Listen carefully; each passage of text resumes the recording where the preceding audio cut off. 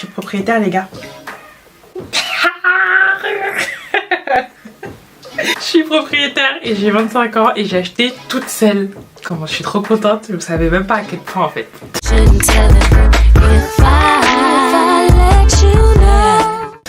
Coucou et bienvenue sur ma chaîne. Aujourd'hui on se retrouve pour une nouvelle vidéo. On va parler de mon acquisition parce que je suis propriétaire. Et vous savez même pas par quel chemin je suis passée pour arriver à avoir cet appartement. C'était vraiment...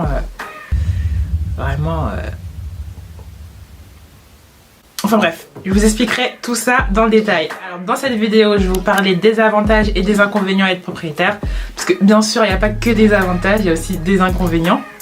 Ensuite, je vais vous parler un peu de mon parcours, donc comment j'ai fait pour avoir cet appartement qui est magnifique et que je vous montrerai tout à l'heure. Ensuite, je vous donnerai 3 conseils si vous voulez passer le cap quoi, à être propriétaire. Et voilà. On s'enchaîne avec la suite de la vidéo. À tout de suite.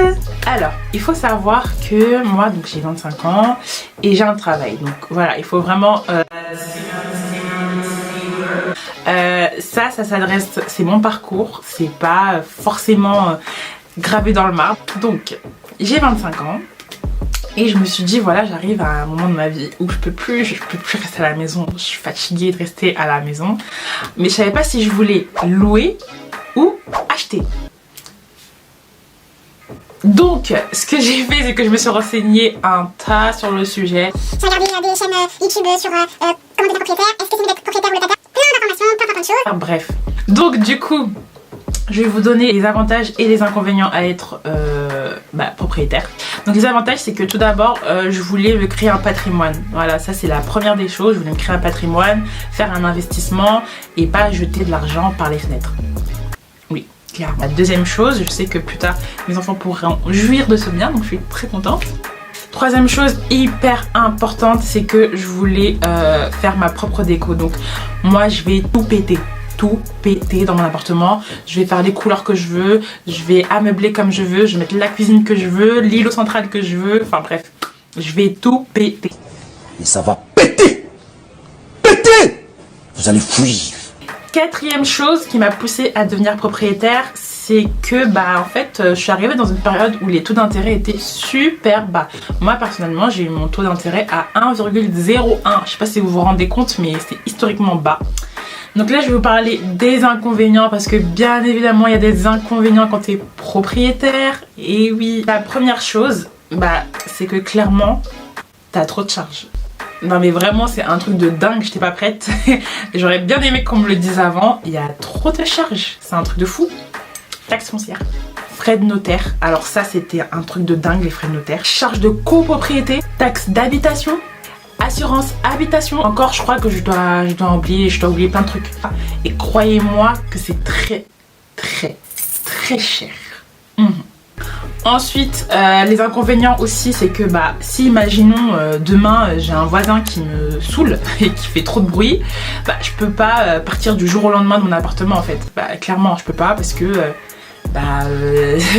c'est moi qui paye poteau, c'est moi qui paye. Je me suis engagée auprès de la banque, donc je peux pas partir en mode le voisin il me saoule, je fais un préavis, je pars. Non, ça se passe pas comme ça. Et un troisième inconvénient quand tu es propriétaire, c'est je crois que j'en vois que 2.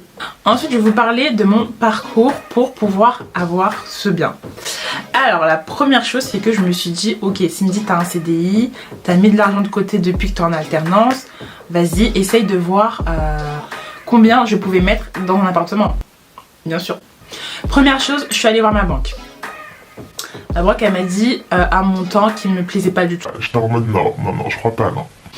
Donc ce que j'ai fait, c'est que je suis partie voir un courtier. Et pour le coup moi c'était une femme, donc une courtière, qui a fait une estimation beaucoup plus élevée que ce que la banque actuelle me faisait. Donc là j'étais hyper contente. Franchement, clairement, si je peux vous donner un conseil, passez par un courtier, c'est le top. Deuxième étape, dès qu'elle m'a dit que j'avais le droit à ce montant-là, j'ai commencé à faire mes recherches sur Se Loger, Le Bon Coin, Bien Ici, bref, il y a plein d'applications où vous pouvez regarder des maisons qui sont en vente. J'ai trouvé mon appartement, je vous mets un peu la vidéo ici, donc cet appartement je l'ai kiffé dès que j'ai vu, parce que ça, il y avait la... comment ça s'appelle Visite 3D. Il y avait la visite 3D, j'avais le coup de cœur. Quand j'ai visité l'appartement, j'avais le coup de cœur. Franchement, j'étais trop contente. Donc là, vous la voyez comme ça, sachez que tout va péter. Hein. Clairement, je vais tout péter. Tous les murs vont sauter. Je vais faire une grande pièce à vivre. Enfin bref, je vous expliquerai dans une autre vidéo. Ensuite, j'ai discuté avec l'immobilier, je lui ai dit que j'étais hyper intéressée par cet appartement. Il m'a dit de faire une offre. J'ai pu négocier, j'ai dit que voilà, il y avait un ravalement de façade qui allait être fait. Je me suis renseignée sur la copropriété, etc. J'ai trouvé des petites failles et grâce à ces petites failles, je me suis dit bah voilà, à cause de ça, on baisse le prix les gars, on baisse le prix. Et les propriétaires ont dit ok. J'étais trop contente, mais c'est pas fini. On croit que c'est fini, mais c'est pas fini. Ensuite, il y a un compromis de vente que j'ai signé. Je l'ai donné à ma courtière et ma courtière, ce qu'elle a fait, c'est qu'elle a fait jouer en fait plusieurs banques en disant banque A, banque B, banque C. Voici quelqu'un qui veut acheter un appartement, voici son dossier et voici le compromis de vente. Bref, elle fait son travail de négociatrice, de négociateur, bref, elle négocie pour que j'ai le meilleur taux en fait et les meilleurs avantages. Et lorsqu'elle a négocié, elle me dit bon bah voilà, la banque C c'est la plus avantageuse pour vous, qu'est-ce qu'on fait? Et moi je lui dis oui ou non. Dans ce cas j'ai dit oui, le taux d'intérêt était à 1,01, j'ai dit yes, ok, on y va, go direct. Dès que j'ai dit ok pour cette banque, donc ce qui s'est passé c'est que la banque en question a édité une offre de prêt qu'elle m'a ensuite envoyée. Et moi j'ai signé l'offre de prêt en me disant bon bah c'est ok, je suis d'accord. Ensuite, j'ai signé chez le notaire. Enfin, j'ai pas encore signé, ça arrive bientôt, fin du mois. Mais je vais signer chez le notaire et ensuite, juste après, j'aurai mes clés. Donc voilà, en gros, les étapes par lesquelles je suis passée. Maintenant, faut savoir que c'est pas parce que tu passes par un courtier que tu dois te reposer sur tes lauriers. Clairement, il faut relancer et relancer. Si tu suis pas le dossier, il dort. Appelez le notaire, appelez le courtier, appelez la banque. Après la banque, tu rappelles le notaire et puis après le notaire, tu rappelles la banque. Et ainsi de suite. C'est juste super chiant. Et bah voilà, bah c'est tout. Comme ça on dirait que c'est rien, mais tout ça, ça a duré 4 mois. Donc voilà un peu le parcours par lequel je suis passée. Maintenant je vais vous donner 3 conseils si vous voulez acheter en tant que primo-accédant. Donc primo-accédant, c'est les personnes qui achètent pour la première fois leur résidence principale. Ce que je vous dirais, c'est économiser. Je vous assure, économiser si vous voulez acheter, puisque vraiment, rien que les frais de notaire, c'est énorme. Clairement, économiser, prenez l'habitude d'économiser. Dès que vous avez un anniversaire, on vous donne de l'argent, mettez la moitié de côté et vous enjoyez avec le reste. Vous enjoyez, ça se dit même pas. Bref, vous prenez le reste pour vous faire plaisir, mais mettez vraiment... Sorry. Mais mettez vraiment de côté, c'est hyper important. Moi, j'ai eu la chance de faire de l'alternance depuis ma licence. Donc depuis la licence, ma mère m'a toujours dit économise, économise. Dès que j'avais mon salaire, bam, il y avait une partie qui allait de côté. Donc c'est pour ça que aujourd'hui, à 25 ans, j'ai pu avoir cet appartement. Deuxième chose, si vous comptez acheter, il faut que l'année qui précède l'appartement que vous voulez acheter, vos comptes soient clean. Quand je dis clean, c'est clean. C'est-à-dire pas de découvert, pas de dépenses énormes, sauf si vous partez en vacances ou Noël.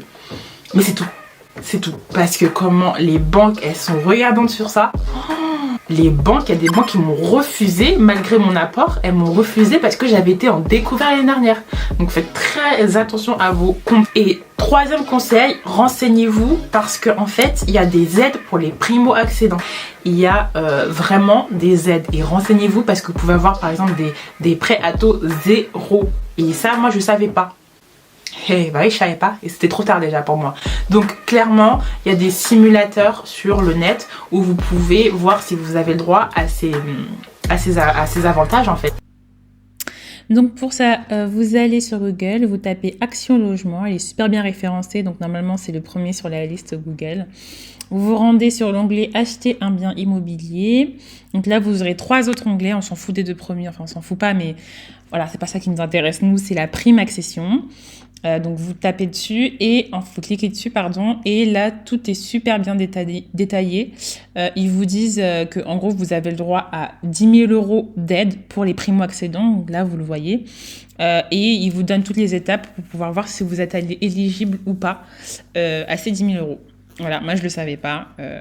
Voilà, donc si vous voulez le faire, n'hésitez pas à vous rendre dessus, ça peut vous aider, vraiment. Voilà, je suis trop contente que Dieu me facilite dans ce projet-là, parce que voilà, c'est pas fini. Après, il y a les travaux, comme je vous ai dit, je vais tout casser. Donc il y a les travaux qui arrivent, l'ameublement, etc. Je vous ferai des vlogs si ça vous intéresse, et un home tour, pour vous montrer le avant-après de mon appartement. Donc j'espère que cette vidéo vous a vraiment aidé si vous voulez devenir propriétaire. Je suis pas du tout experte, donc vraiment ce que je dis c'est mon expérience personnelle. Si vous voulez vraiment plus d'informations, n'hésitez pas à vous diriger vers des personnes qui sont professionnelles et dont c'est leur métier, hein. J'espère que vraiment ça vous aura vraiment éclairé, pardon. Si vous avez d'autres questions, n'hésitez pas à le mettre en commentaire ou à m'envoyer des DM. Donc je mets mon Instagram juste ici. Et puis n'oubliez pas de vous abonner par la même occasion. Je vous fais plein de gros bisous. Je vais finir mon thé et que Dieu vous garde et vous bénisse. Bisous!